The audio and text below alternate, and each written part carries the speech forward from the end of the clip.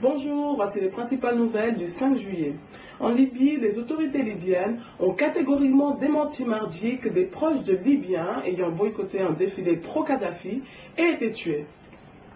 En Égypte, les autorités militaires de l'Égypte, qui gouvernent le pays depuis la révolte de février dernier, ont décidé lundi d'accorder environ 17 millions de dollars pour mettre en place un fonds destiné aux victimes de ces événements.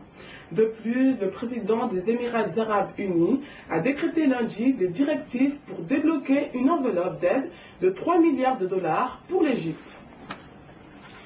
Au Maroc, le ministre français des Affaires étrangères a indiqué hier que la France estime que le Maroc est désormais éligible au partenariat de Deauville, mobilisation des bailleurs de fonds internationaux par le G8 pour soutenir la transition démocratique des pays arabes. Au Burkina Faso, des centaines de paysans de 2 régions cotonnières du Burkina Faso ont décidé de ne pas cultiver cette année du coton à cause du prix élevé des intrants et du prix d'achat du kilogramme de coton qu'ils estiment bas. Au Zimbabwe, le président de la FIFA, Joseph Blatter, a averti hier à Harare que les joueurs et dirigeants zimbabwéens dont la culpabilité serait prouvée dans une affaire des matchs truqués en Asie seront suspendus à vie. En Côte d'Ivoire, le représentant spécial du secrétaire général des Nations Unies pour la Côte d'Ivoire a rendu visite hier à Korogo à l'ex-président ivoirien Laurent Gbagbo, assigné à résidence dans cette ville.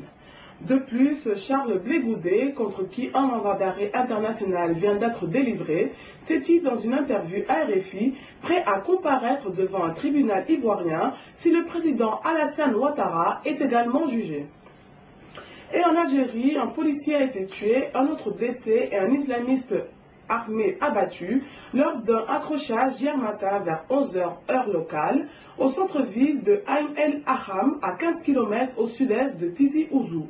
C'est tout pour aujourd'hui. Africa 4 vous souhaite une très bonne journée. Rendez-vous demain pour l'actualité en